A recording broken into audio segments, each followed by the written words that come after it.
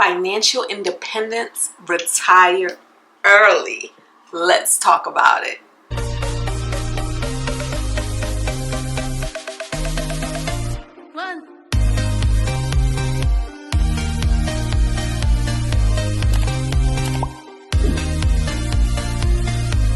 Alright guys, so in this video, I want to talk about financial independence, retire early. Now listen, in the videos, I have been saying things like I'm financially independent. But am I though? Am I though? Am I though? What does that even mean? I think it's a cute word to throw out. It's a cute feeling to say I am financially independent because I feel like I am. But in this video, I want to actually go through the numbers and talk to you about exactly how I came to the conclusion that I am financially independent. Now, the retire early part of FIRE, that's another story. But we're going to take a look at it and we're going to discuss exactly what it all means. Okay? Now, in my research, what I discovered was financial independence has many different definitions and many different layers. There are levels to it. While you can be financially independent, just how independent you are may boil down to what your exact definition is and what do you want from your life and your lifestyle, okay? Retire early. Again, that is something that for me, I'm going to say is something that you can either leave or take. Retirement early by definition simply means that you're going to retire before you turn 65. For some people, their goal is they want to retire in their 30s, for some in their 40s, for some in their 50s. For some, they just don't want to work after they're 60. So again, that's going to be personal and that's going to be up to you. For my definition, retiring early for me is more so an option. I want to have the option to retire early, though I may not choose to exercise the real thing because it's just not that important to me. As long as I'm able to have some autonomy over my time in ways that are reasonable, and for me that's vacation, and more vacation, I am fine with working, okay? So my goal isn't necessarily to retire early, but my goal is to be financially independent enough that if I did have to walk away from a job, I could. Meaning ain't nobody gonna bully me for a paycheck. In case you didn't know, I'm going through some things right now. I am going through some things. Okay, so let's talk about how I came up with determining my FIRE, my financial independence number, okay? So the first thing I did is I took a look at all my expenses. To come up with my number, I'm gonna look at what I pay for my necessities, not my desires, just my necessities in life, and how much does that come out to be annually, all right? So let's look at it. For this example, I'm looking at what I am currently doing and what I'm currently paying. This is not accounting for inflation, but there should be something that will speak to that a little later, okay? So we're just looking at today's numbers. We're not doing anything tricky.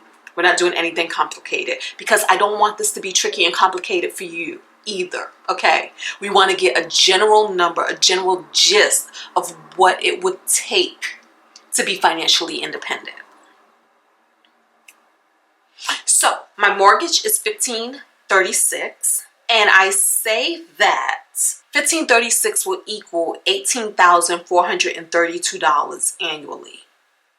So I say that for me, I pay as little as $768 a month to as much as $9,216 a month for mortgage, and that is all dependent on if I'm renting out rooms or not, okay? So then for my taxes, I set aside $590 a month, so this equals $7,080 annually. My homeowner association is $98 a month, and that is $1,176 annually. Utilities, this is water, electricity, and gas bill, is $350 a month on average, and that is $4,200 annually. The internet is $85 monthly, $1,020 annually. The security system, $50 monthly, and that is $600 annually. Cell phone, $175 monthly, and that is $2,100 annually.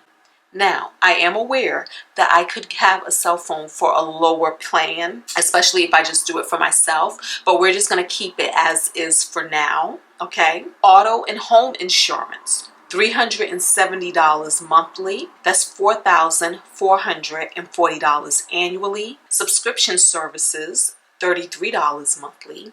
That's $396 annually. Credit card fees equals about $70 monthly. So that's $840 annually. And the credit card fees are because I do have credit cards that come with annual fees that I would keep. If times got tight, I could cut them, but for now, we're just going to calculate them into the budget. Food, I say about $500 monthly. And for anybody who knows me, a lot of you know that I don't even spend that monthly, but if I had to, that is giving me a little bit of a cushion. And then I also say miscellaneous of $500 monthly, again, cushion.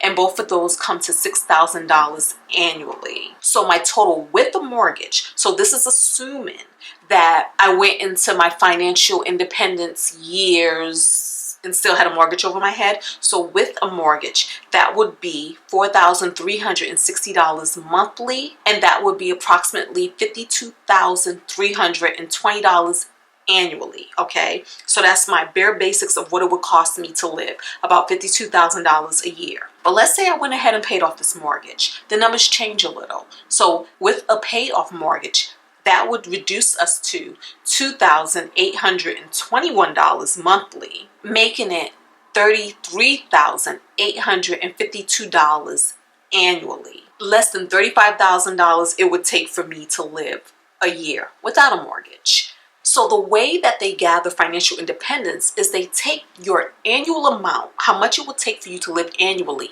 and they multiply that by 25.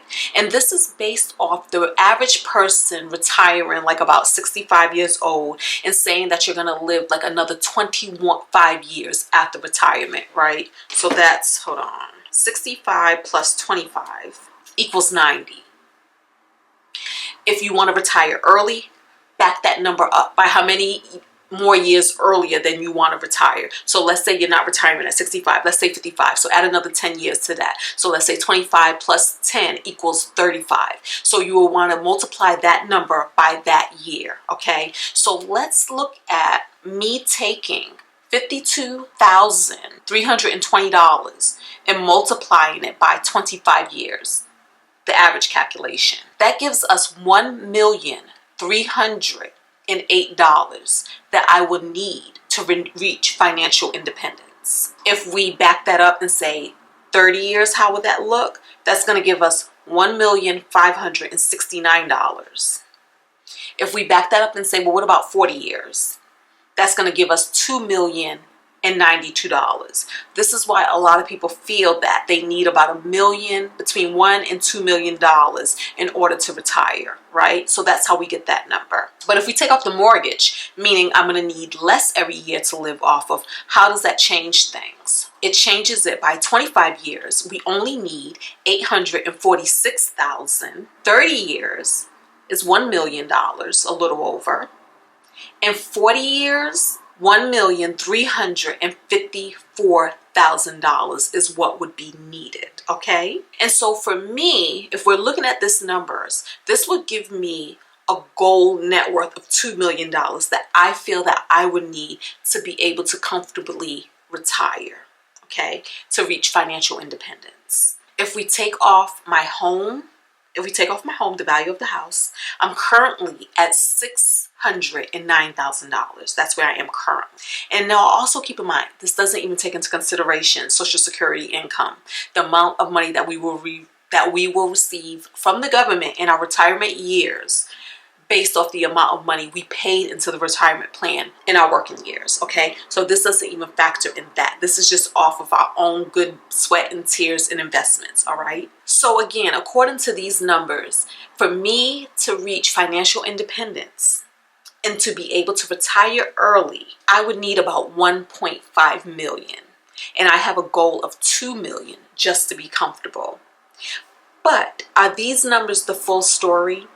In the next video, I want to take a look at the different types of financial independent retire early definitions and how it applies to me and what resonates with me and what may resonate with you too. So I feel like we're going to take a little deeper dive and we're going to get a more realistic picture of what we really need to reach financial independence with the option to retire early.